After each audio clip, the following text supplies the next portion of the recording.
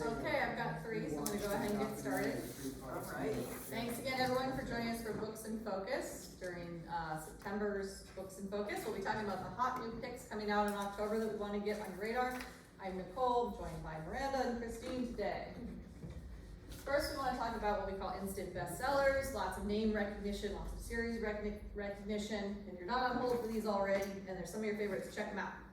The Exchange by John Grisham is going to be a sequel to The Client, The Firm, the Client always comes to mind, will be a sequel to The Firm, which launched his career in 1991. We're going to take up with main characters Mitch and Abby 15 years later. We also have Dirty 30 by Janet Ivanovich. This is going to be the 30th in her Stephanie Plum series. You could have got that from the title, I know. So Stephanie the Bounty Hunter has offered a freelance assignment where she's tracking down a runaway employee of a jeweler. The jeweler thinks he's being stolen from his bouncers on the lam. So she's gonna look for him, but meanwhile her friend's being stalked, her boyfriend's away on police business, and the body count is rising. Which boyfriend is young? I did not write down his name. You're gonna have to read. Second act is a standalone by Danielle Steele. A top Hollywood executive has an unexpected career turn and a new beginning, and this one caught my eye. It's from a male main character, and I don't know that she usually does that. Judgment Prey by John Sanford is 33 in the Lucas Davenport series. A wealthy federal judge and his family are attacked at home. So with public pressure for answers, and the FBI has no leads, Lucas Davenport and Sanford's other series main character, Virgil Flowers, will team up to solve this thrilling mystery. The Secret by Lee and Andrew Child is Jack Reacher number 28. 8 deadly accidents seem unrelated till somebody falls from a hospital window, and that person attracts the attention of the Secretary of Defense, who puts Jack Reacher on the case. Bloodlines from Nelson DeMille. An Army criminal investigator, Scott Brody and Maggie Taylor, have been separate since the last assignment. They're reunited in Berlin to finish an investigation after one of their own is murdered. Obsession by Stuart Woods and Brett Battles. This is number 6 in the Teddy Faye series. A movie company makes a business deal with a young Croatian billionaire that turns sour after the billionaire's wife disappears, presumed to be kidnapped. Teddy Faye is on the case to figure out what happened on the film set. And then I know y'all are gonna wanna read this one. It's out on Halloween, but it's Alexander McCall Smith's newest one, taking place in Botswana at their premier detective agency, busy as ever with sensitive situations like lost relatives, a sleazy local dating club, and all will be solved with a good bit of humor and a hot bit of tea. Okay, so those are your new fiction to get on hold for. We also have some non-fiction we want to get on your radar.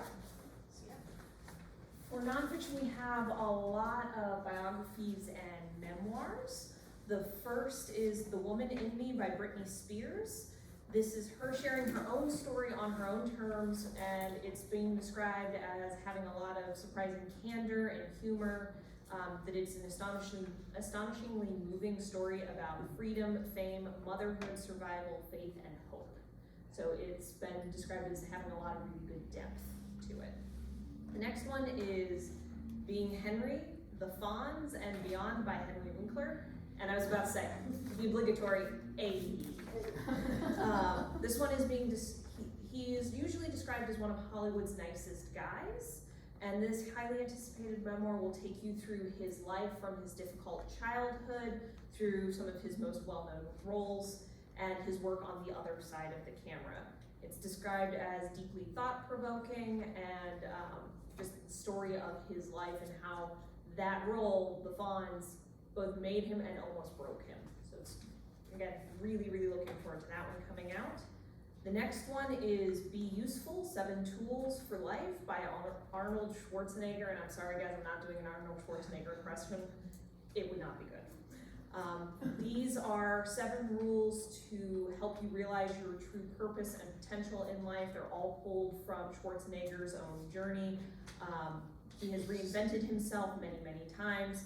He has achieved quite a bit in his life, from one of the world's greatest bodybuilders to one of the highest paid movie stars to the leader of the world's 6th largest economy, and founder of not one but 2 nonprofits. So it's his tips and tricks and a little bit of his backstory as well. Next, we have Hidden Potential by Adam Grant. This is actually one of the few non-memoirs that we have on this list.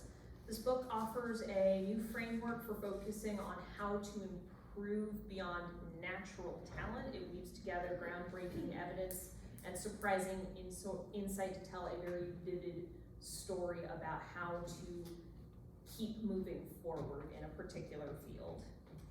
Next, we have Worthy by Jada Pickett Smith. At its core, this memoir is about a woman's journey to finding herself again. You follow Jada's rebellious youth on the streets of Baltimore to her successful career and beyond, as well as her relationship with Will Smith. It is described as a thought-provoking meditation at who we really are. And then If You Would Have Told Me So by John Stamos is an intimate memoir that takes you through Stamos's boyhood, working at his dad's fast food restaurant, to his big break, and then him becoming a household name. It is described as a universal story about friendship, love, loss, and the courage to embrace who you are, flaws and all. Next we have Conflict by David Pentrus. This book is the result of a collaboration between a leading historian and an outstanding battlefield commander. It seeks to examine the conflict in the Ukraine from 1945 through present times. It has been meticulously researched and is being described as an essential primer for understanding the region and what's happening there today. And then finally, we have The History of Sketch Comedy by Keegan-Michael Key. This book is a combination of a memoir, a masterclass, and a commentary on sketch comedy in general. Of course, it looks at how sketch comedy came to be, its roots in vaudeville and beyond. It's being described as a multifaceted, enlightening read about what makes us laugh.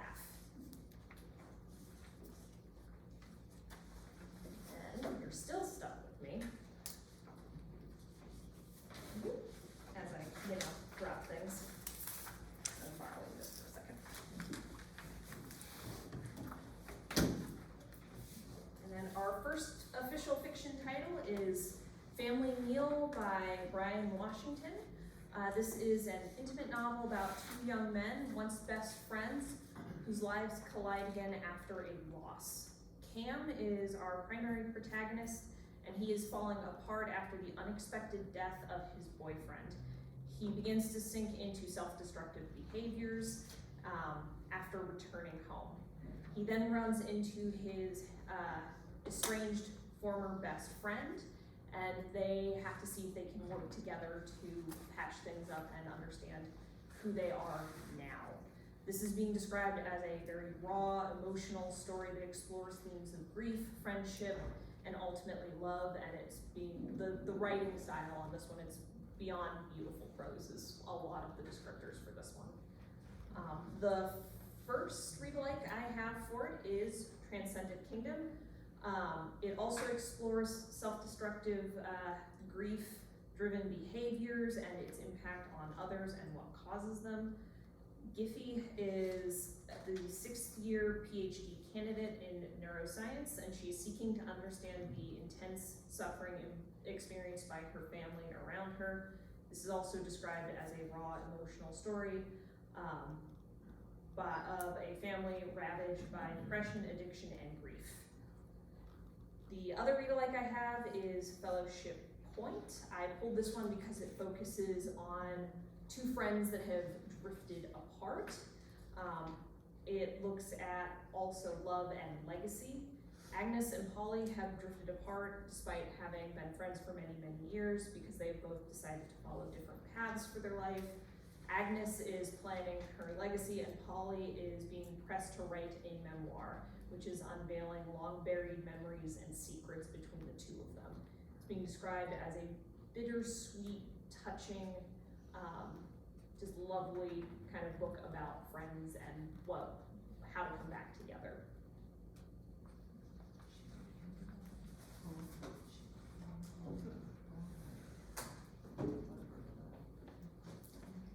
I left the clicker up there.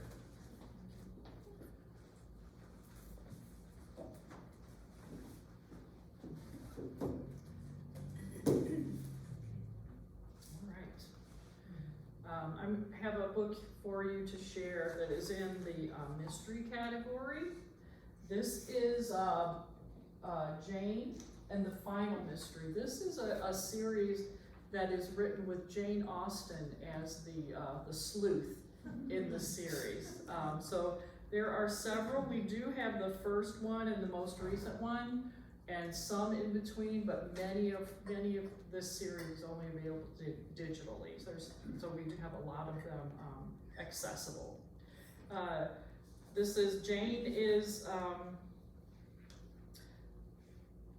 Jane Austen is featured as the amateur sleuth, and this is a book for crime fiction aficionados and Janeites alike. This is the murder investigation number 15 is going to come to an unforgettable conclusion. And I grabbed a couple of the Jane in the Year Without Summer is number 14. Number 1 is checked out, but I did grab another one from earlier in the series. This one is 2008, so it's probably pretty close to the beginning. And this is number 14.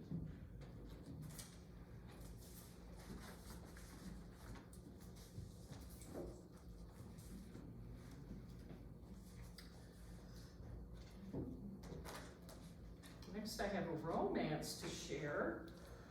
It is called The Burnout by Sophie Kinsella. This is a novel about two burned out professionals, Sasha and Finn, who meet on a resort on the British seaside. And the story leads them to the question, what does the energy between them, flaring even in the face of their bone-deep exhaustion, signify? So they both went to completely relax and they found each other and are investing a lot of energy into creating a relationship. And the read-alikes I chose for this one are Meet Me in Paradise. This is a story where Maren finds Lucas on a vacation, where she also finds herself. And another one by Kinsella, The Party Crasher. The Party Crasher is a story where Effie is the protagonist, and she must not only find herself, but find out where she fits in her family as an adult, and what type of relationship she may be establishing with her teenage love. So all right, we're good? All right. Okay, My Darling Girl by Jennifer McMahon. This is a thriller that's coming out on the 3rd of October. Allison finds out that her estranged mother is ready to reunite with her. And Allison has her own family, and she also has scars from her abusive childhood. She takes her mother in anyway, because her mother has a cancer diagnosis, and it's Christmas time. But mysterious and otherworldly things begin to happen, and Allison suspects that her mother is not quite who she's saying she is. So in the great tradition of mother-daughter stories, I selected, of course, the beautiful and very loved and very much checked out Joy Luck Club by Amy Tan, and also Mom and Me and Mamas, Maya Angelou's memoir about her relationship with her mother. And Maya was given away as a child and raised by, I believe it was her grandmother. But this is her story about reconciling with her mom as an adult. Next up, I have Sisters Under the Rising Sun by Heather Morris, best-selling author of The Tattooist of Auschwitz. former book discussion pick, definitely on the shelf if you want to check it out. I grabbed some different read lights. So this one also takes place during World War II. Main character Nora Chambers is an English musician who sends her 8-year-old daughter on a ship to leave Singapore to keep the daughter safe. Nora stays behind to take care of her family. Another main character is going to be Nesta James, a Welsh Australian nurse who's enlisted to help the troops. And they both end up on a merchant ship, which is bombarded and shipwrecked. And they survive only to be taken by the Japanese to a notorious POW camp. Nora and Nesta are going to work together to help whoever they can while they're there, including themselves. And with extraordinary courage, resourcefulness, and determination, they're going to try their best in their situation. For similar read alikes, check out, is this one? Okay. The Alice Network, Kate Quinn. This is also the female main characters working undercover during World War I with twists and secrets and female camaraderie. And then I also brought Lilac Girls. 2 female main characters cope during the time that Germany declared war in Poland and in hearing rumors of concentration camps. Their lives converge in unprecedented ways in this novel with depth and hope.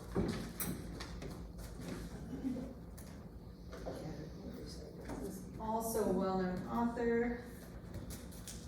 Roman Stories is going to be a short story collection. I was learning more about the author who moved to Italy, Rome specifically, in 2011. She was really in love with Italy. So since then, she wrote Whereabouts in Italian, which needed to be translated to English before being published. And then she wrote Roman Stories, also in Italian, and then was translated into English. All these different stories are going to invoke an outsider's perspective, looking into the community taking place in Rome. And for example, we're going to have a character's peek into another life, someone following someone staying in another person's home. Having this all in common, all these stories sound unique. One's about a family's vacation, one's about a couple unsettled in their new apartment, a couple dealing with violent mistreatment of an outsider, and it ends with a funeral. It promises to be smart and sorrowful with impressive descriptions and depictions of Roman lives. Modern stories too. So Whereabouts, check out this previous one. Big focus on setting for this one as well. Also family stories with a daughter struggling with her father's death. Also check out Transcendent Kingdom, which is a moving portrait of a Guyanan's family dealing with topics of feeling like an outsider in grief. We have The Last Exchange, which is an action-adventure story from Charles Martin. Sorry.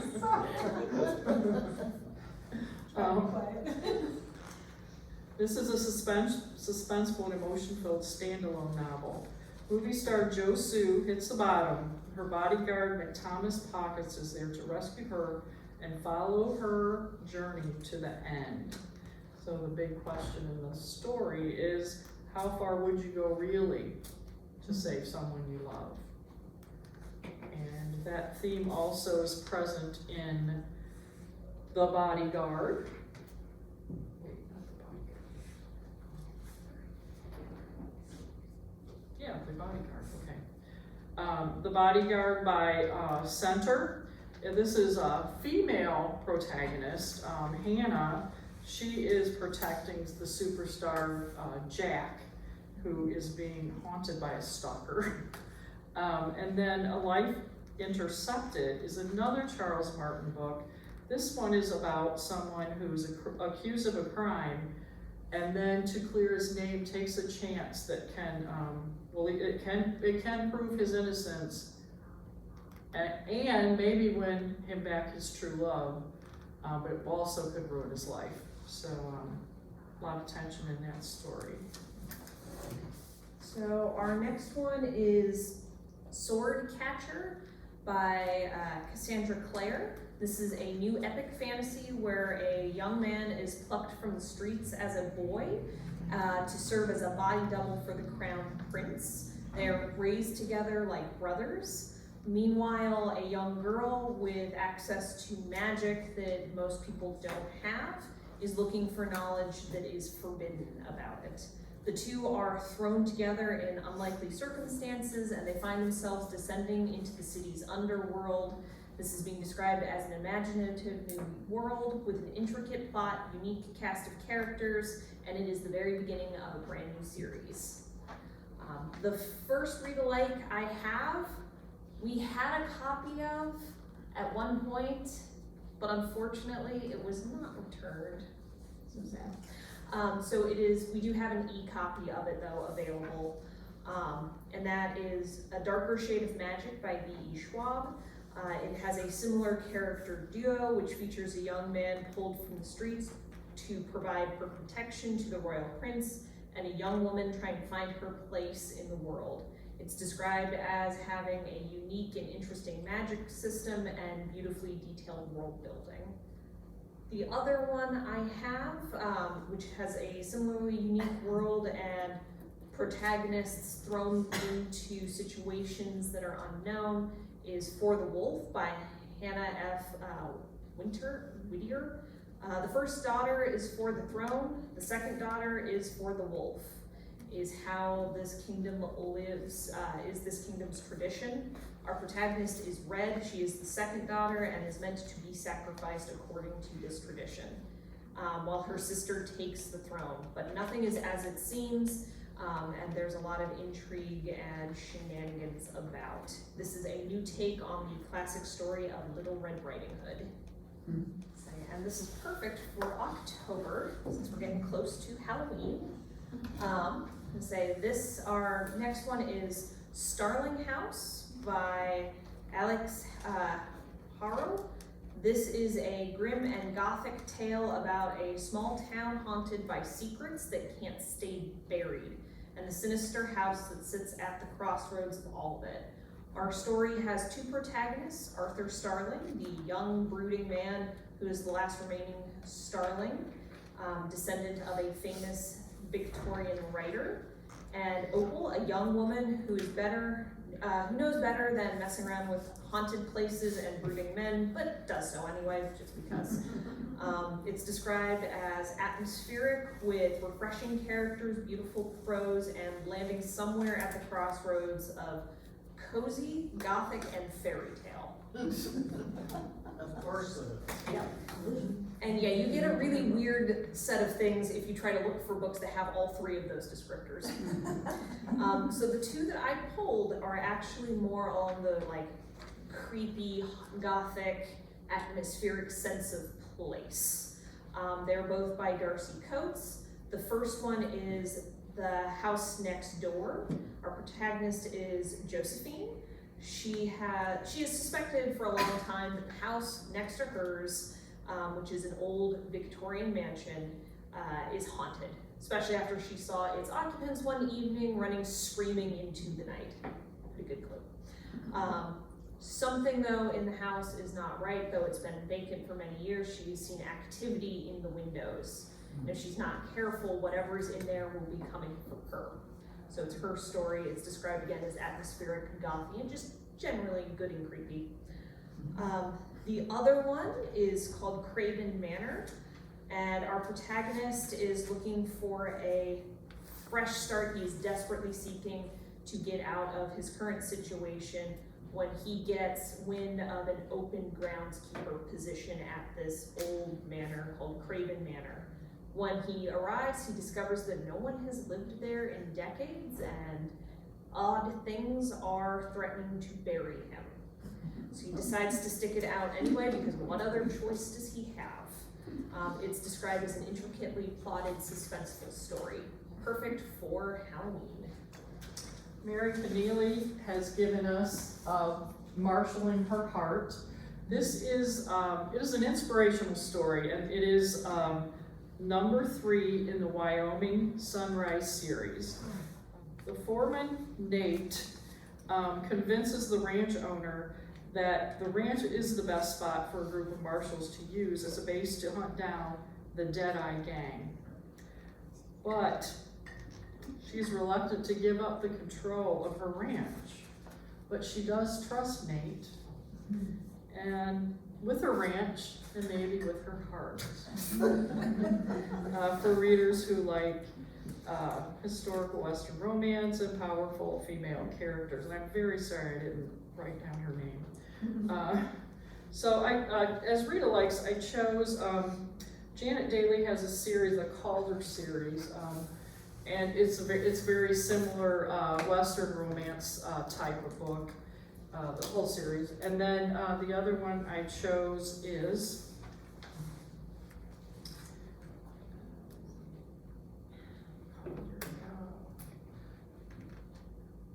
A Line in the Sand. This is an inspirational story, Al and Joanna Lacey, and pretty much anything by them is also gonna be in that Western romance category. They have several different series. Brooklyn crime novel is the newest from Jonathan Lahame. This one's actually very much inspired by, will have same characters from his previous novels, Motherless Brooklyn and Fortress of Solitude. Neither of which are currently part of our collection. Please see the main desk to request them for ILL, Interlibrary Loan if you would like to follow that story. It's not listed as a series, but he revives very much similar storylines and characters from it. So in this one, and the author's from Brooklyn, he writes about Brooklyn a lot. This one's going to, no surprise, also take place in Brooklyn. This is an episodic look at crime and change in the area, spanning from the 1930s to 2019, described as part love story, part social commentary, history, protest, and mystery, all mixed together into one interesting batch of book. What happens below the surface of this well-known community. So Rita likes Dennis Johnson, apparently has a similar snappy, sharp, fresh, candid take on the underbelly of spy life and politics. And then I picked out one that we did have from Lahame, and this one, an international hustler develops a large tumor that makes him contemplate existential questions. So that seemed to be that similar questioning and a different way of looking at things, and we'll get his same sense of humor from that one. Shadowheart. It's the newest in Megan Gardner's series. This is the previous one, The Dark Corners of the Night. We do have all three of them. This will be the fourth if you're interested in a wild thriller. The series will follow FBI agent Caitlin Hendricks as she gets into serial killers' heads and solves cases and cold cases. The fourth one will be no different. One killer in prison is confessing to previous murders. And as he does, as he's unveiling his dark past and what he's actually done, someone on the outside is leaving new bodies at his previous murder sites. My reaction to this was, oh my gosh, who comes up with this stuff that's so twisty? Caught between manipulative psychopaths, FBI agent Caitlin has to risk everything to hunt down an unstoppable killer on the outside. It makes me think of Karen Slaughter. She's really known for her Will Trent series. It's a series right now on, it's on like ABC or something, yeah. So check out her series, check out Meg Gardner if you're a fan of Will Trent.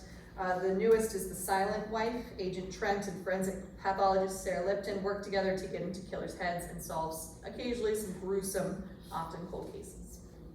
So our next one is The Night House by Joan Nesbo. This one is being described as a horror. Our protagonist is Richard. He has been sent to live with his aunt and uncle after the death of his parents.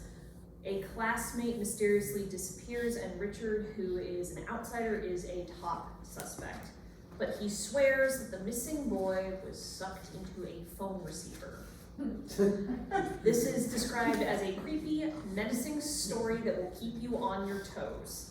Fast-paced and chilling, it unfolds to encompass themes of grief, midlife crises, and more. It may or may not give you nightmares.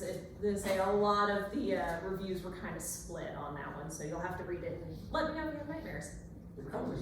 But use your cell phone, don't pick up a receiver. Yeah. Well then,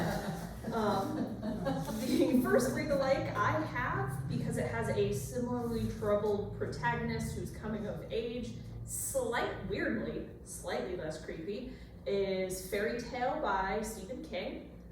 After facing the loss of his mother and his father sinking into a bottle, our protagonist Charlie has learned how to take care of himself.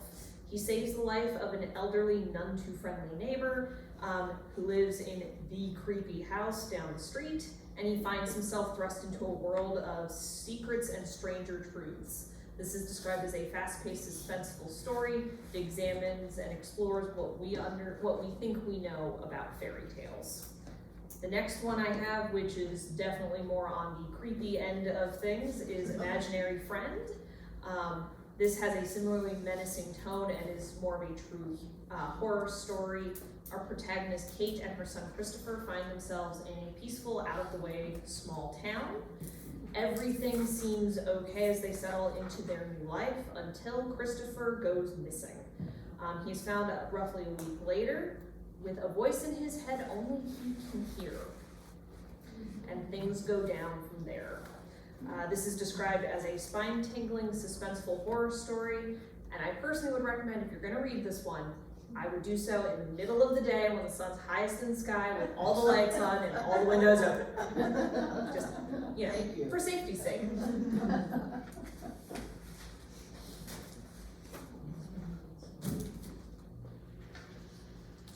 It's an interesting cover. Yeah. I'm really, really excited for this one. It sounds like a really interesting story.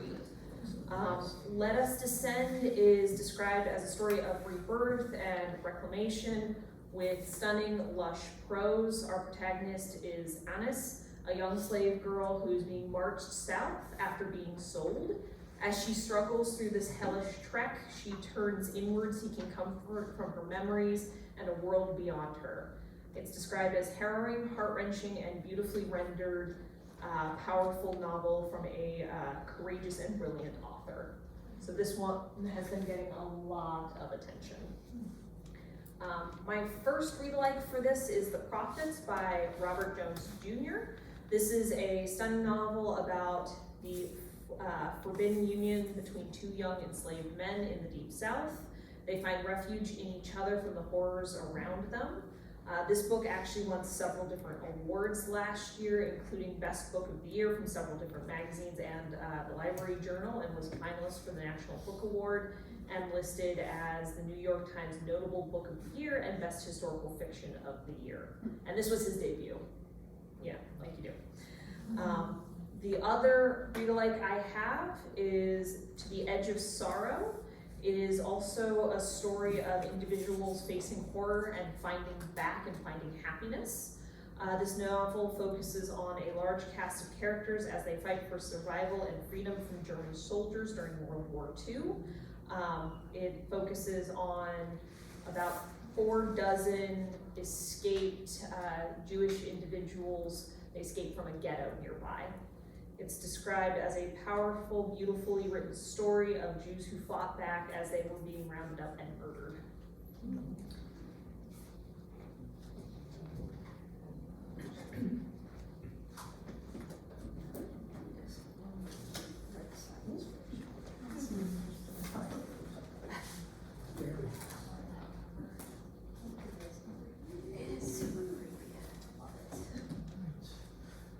Walter Mosley has written a new book, and you'll find it in science fiction, which may be unusual.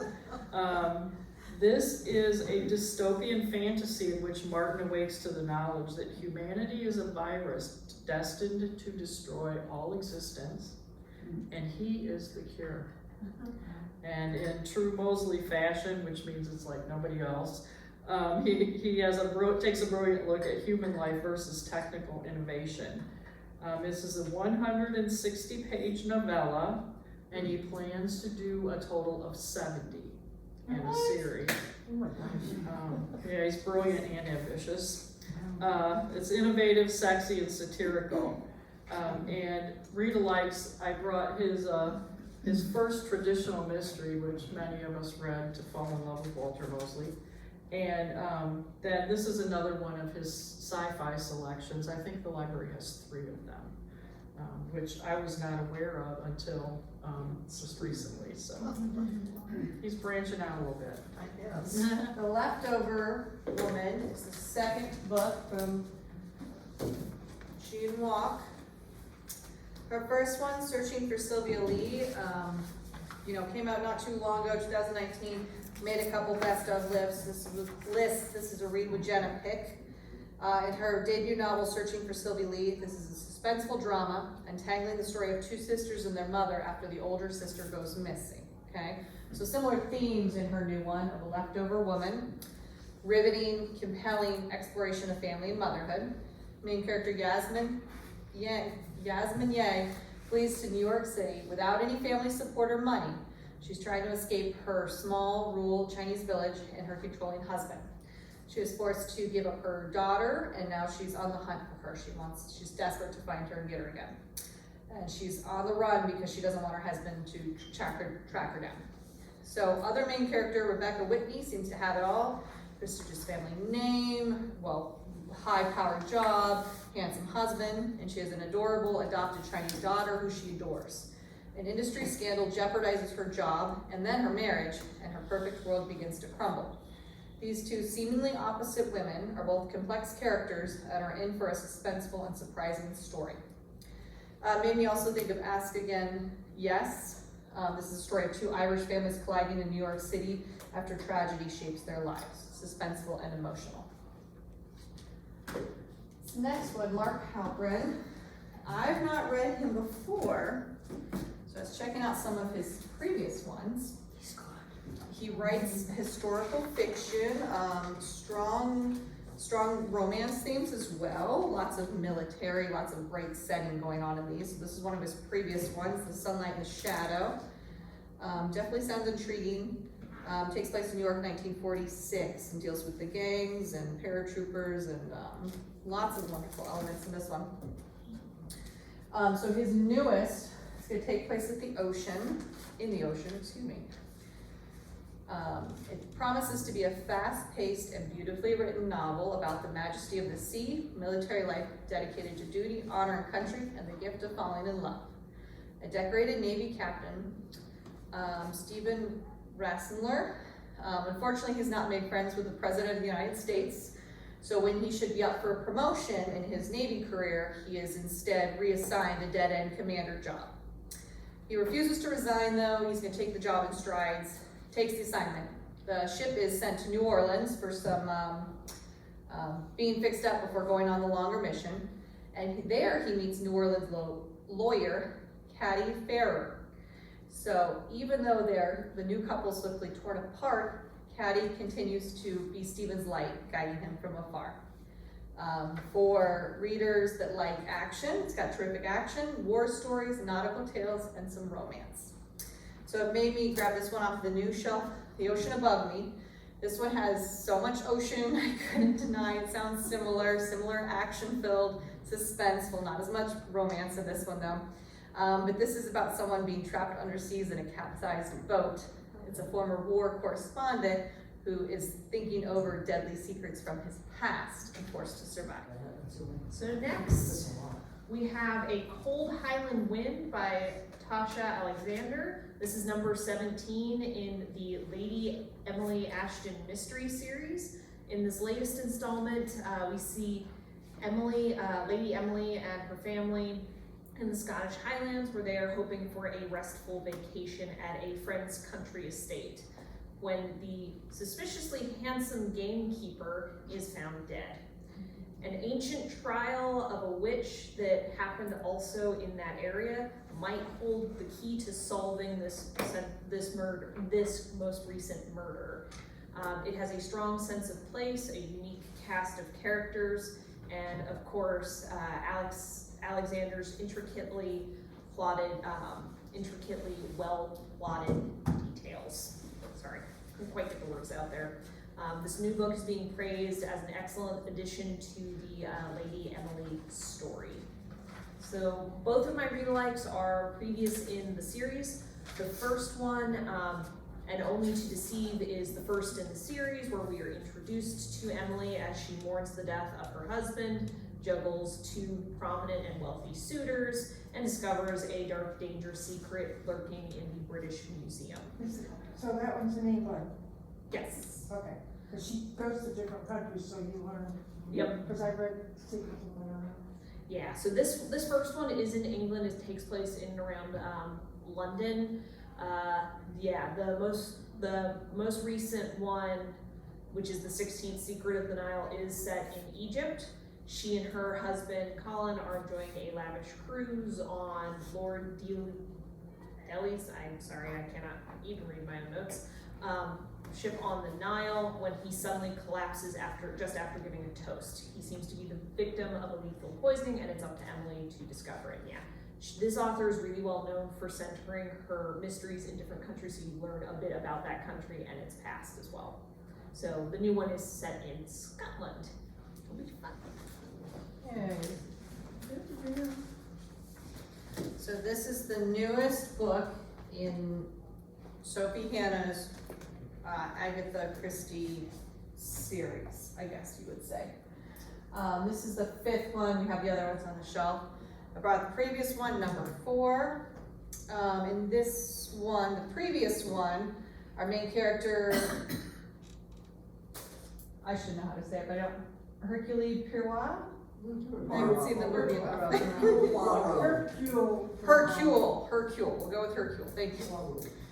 Thank you for the lovely assistance.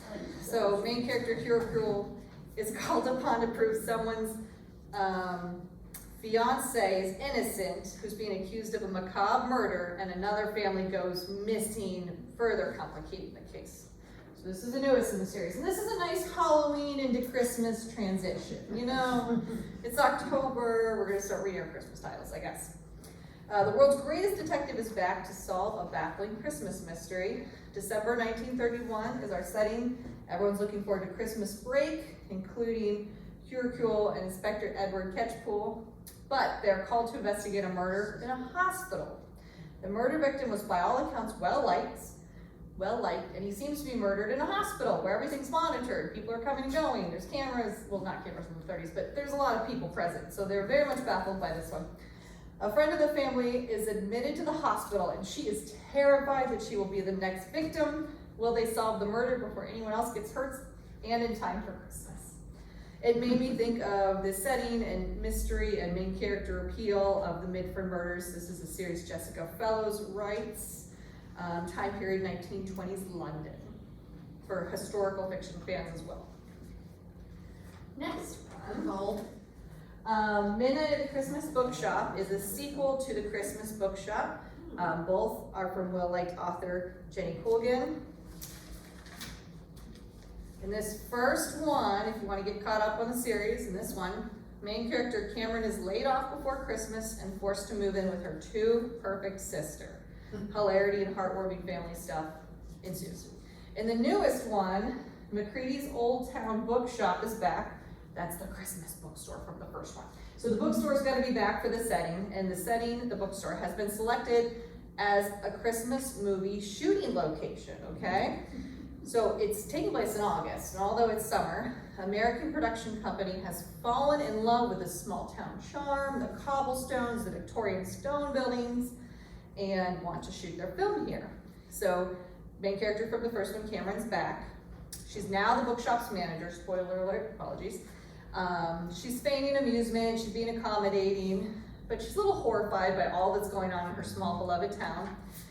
The offer was of course too good to pass up on. And with the twinkle of Christmas lights up, there may be more possibilities with this movie set than meets the eye. I'm gonna guess a little romance is coming her way.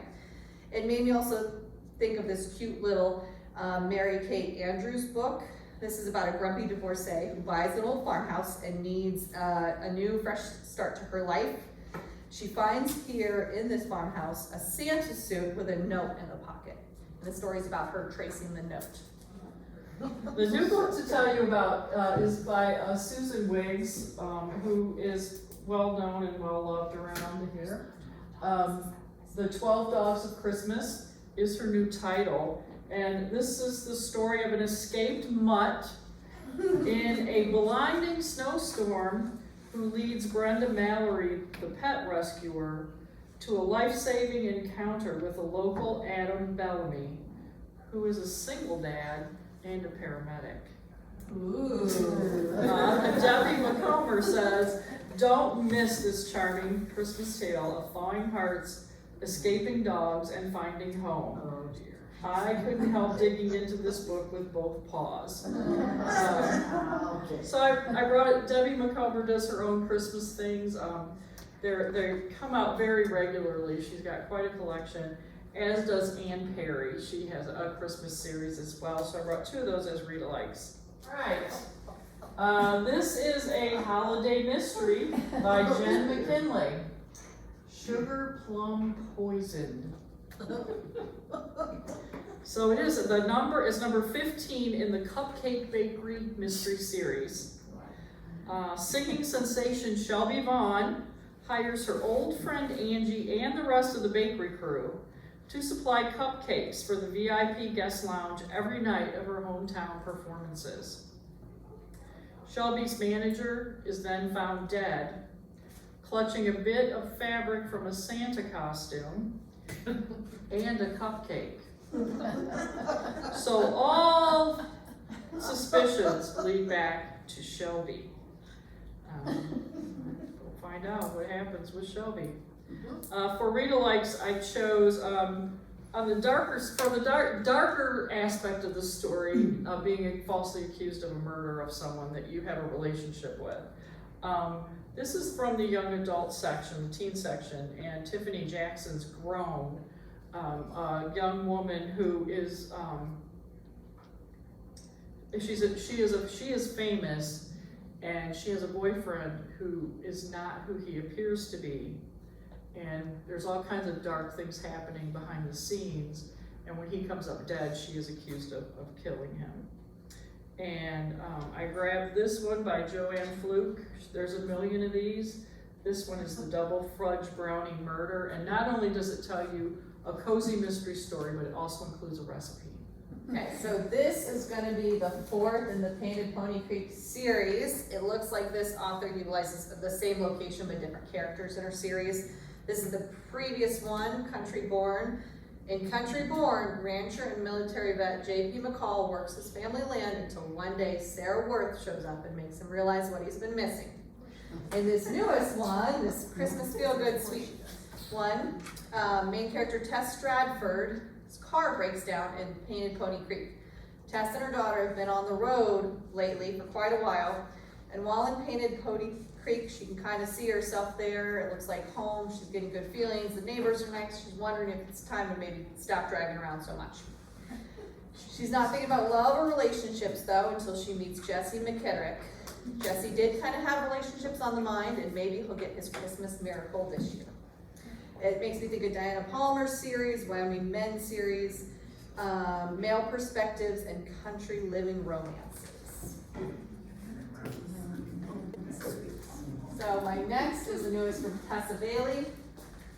Tess is really growing in popularity for being fun, writing flirty romances, meet cutes, you know, those funny settings that make you laugh out loud and roll your eyes, but gives you all the good feelings, you know, good beach reads, good winter reads. So Fix Her Up is her debut. Someone's fixing up her house and falls for the handyman, spoiler alert, you know, will they end up together in the end, that kind of thing. In her newest one, Wreck the Halls. Okay, so you wouldn't get this from the cover at all, but 2 adult children of rock stars meet up to convince their mothers to play a reunion Christmas Eve concert. There's not so much as a guitar on the cover here, so I don't know.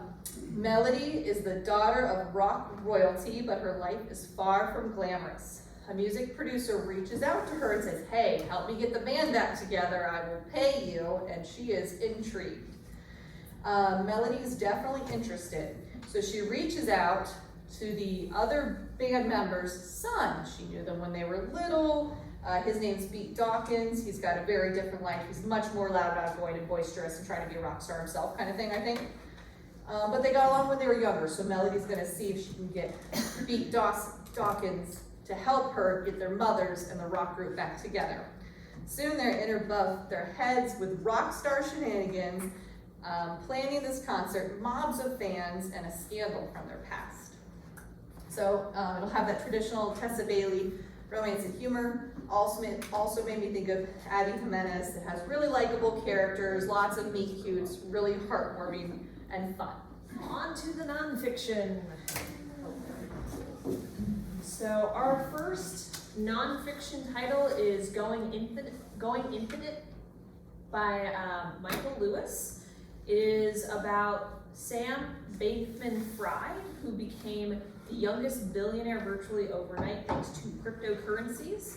But just as quickly, his fortune disappeared, and he found himself indicted for 8 criminal offenses, including several varieties of fraud, money laundering, campaign finance law violations, and so on. This book is being described as an accessibly written book, and it is both a psychological portrayal of Bankman-Fried and a financial roller coaster ride. The first read-alike that I thought of actually was published earlier this year. It's called Fool Me Once by Kelly Richard Pope. This book is a riveting look at predators, victims, and whistleblowers behind financial crimes and scams. It's filled with fascinating stories and an insightful analysis of how these crimes not only happen, but our own perception and preconceived notions about fraud. It's a really interesting read. The other read-alike that I found for this one, I kind of came across it completely by accident. I'm so glad that I did. It's called A Deal with the Devil by Blake Ellis and Melanie Hickens. This is their story of tracking down an elusive French woman named Maria Duval, who is claiming to be a psychic. She operated internationally for decades. She scammed well over $2 million out of victims here in the United States and in Canada, and that's just those two, the two of us. She was working all over the world though. It is a fascinating ride of a narrative nonfiction that explores questions about grief, manipulation, and then the need of people to believe in her. So it's a really interesting story as far as how she was able to get away with it for so long, because they were after her for quite. And then this one, which I am super excited for, because I am definitely a Trekkie.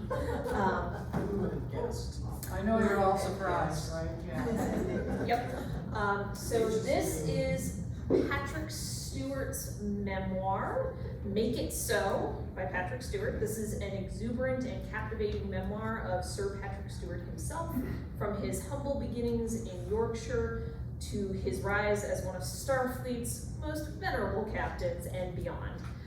It's a long-awaited memoir. We have all been dying for him to write something about his life, so we are super excited for this one. It is being described as a beautifully written memoir narrative with wit, humor, and compassion, and his signature charm. So very excited for this one. And naturally, because again, nerd, my first read-alike is Boldly Go by William Shatner, the first captain of the Enterprise. I thought it was very fitting because he describes his time on in the chair and going through his life and Star Trek before, after, and that whole impact. It's a really fun read as well. Several memoirs. Mhm. He's had a very long life. Yes, he has, and we appreciate him for it. Sorry, that's the best I can do. And then the next one is Fan Fiction by Brent Spiner. So this is actually a fiction title, sort of. It is Brent Spiner kind of laughing at himself and his time during Star Trek. It's based off of some true events during his time shooting Next Gen, but there's also some mystery and intrigue folded in there, and it's satirical and hilarious. I highly recommend it, and my favorite thing if you do the audiobook is that he reads it. It's great. David Brooks has written this book that comes out at the end of October, How to Know a Person. And the book is recommended for anyone searching for connection and yearning to be understood. Mr. Brooks, very curious about this topic, And he draws from the fields of psychology and neuroscience, and from the worlds of theater, philosophy, history, and education to present a welcoming, hopeful, and integrated approach to human connection. For read-alikes, I brought along, If I Understood You, Would I Have This Look on My Face, Alan Alda. And I also brought by John Maxwell, Everyday Communication, or Everyone Communicates, I'm sorry. Everyone communicates, and the few connect. What the most effective people do differently is a subtitle. Pretty much tells us what we're gonna learn about in that one. This is Charlie Chaplin. Chaplin versus America by Scott Hyman. This comes out on the last day of October. This is how Charlie Chaplin's years of exile from the United States during the post-war Red Scare, how it ruined his film career and forced him into exile. Perceptive, insightful portrait of Chaplin and of an American consumed by political turmoil. This period, as everyone knows, is a very tragic time. A lot of talent was at least set back. Some careers were destroyed. There are a lot of biographies that touch on that for the individuals impacted. I chose to bring Rosebud, which is about Orson Welles. He is considered on all the, every time the thing comes out, the best directors, the best movies. He's always number one. He was very innovative and had a lot to contribute, but he was put out of work for a long time. And Stormy Weather, Lena Horne, she was able to kind of weather her storm, I guess, better than most. But her career was definitely interrupted. But she came back and came back strong, which was good for her. Some people did, and some people didn't. So this next one is Differ We Must by Stephen Isky. This is an energetic narrative nonfiction that focuses on an eccentric cast of characters who quarreled with Mr. Lincoln on a variety of different subjects.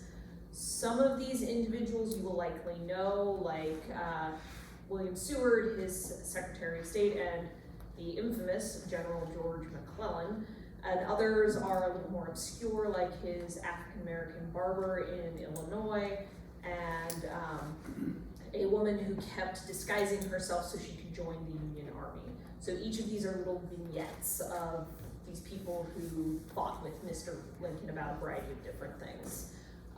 This is a meticulously researched book with rich detail that looks at a side of Lincoln that is often ignored, specifically how he would fight with people beyond the wrestling, because yes, he used to do that. The read-alikes I have also look at different aspects of Lincoln and his time as president. The first is Team of Rivals. This is about how he assembled his cabinet from people who disagreed with him. And each of their stories all woven together. It's a really, really good, very well detailed, accessible read about that time period. And then Lincoln and the Abolitionist is talking about Lincoln and his relationship with John Quincy Adams and the abolitionists during that time period. And both good and bad sides of him, making him, again, human, because a lot of biographies of Lincoln often they make him into this marble model type of person, and we forget that he was human with flaws. So really looking forward to that one, to see more of that and those as well. The Sisterhood by Lisa Murdy. This is a real-life thriller story that reveals the often ignored critical role that women have played in American spycraft. Women have for decades been recruited as spies, analysts, operatives, and manhunters, and within specific areas, specifically the CIA, these women formed a hidden sisterhood. This is described as a meticulously researched history that reads like a thriller novel. And then the read-alikes I have are A Spy Among Friends by A Spy Among Friends, Kim Philby and The Great Betrayal. This is Kim Philby's story. Arguably, he is one of the most successful spies, feeding mountains of sensitive information from the early 1930s through the 1963 to his handlers in Moscow. This is a fascinating, meticulously researched story of spycraft from World War II through the Cold War. And then I also have Liar, Temptress, Soldier, Spy. This is a well-researched narrative nonfiction that looks at the stories of 4 female spies during the American Civil War. They risked everything for the causes they believed in. And despite it being a nonfiction title, this book is being described as a fast-paced thriller that weaves together the dramatic stories of these women and their impact on our history that is often ignored. And that is the end of Books in Focus today. Thank you all so much for joining us. Our next one will be on October 10th. And also don't forget, we have all signups, all class signups going on now, so please feel free to pick up those books at the main desk. So thank you all so much. Thank you.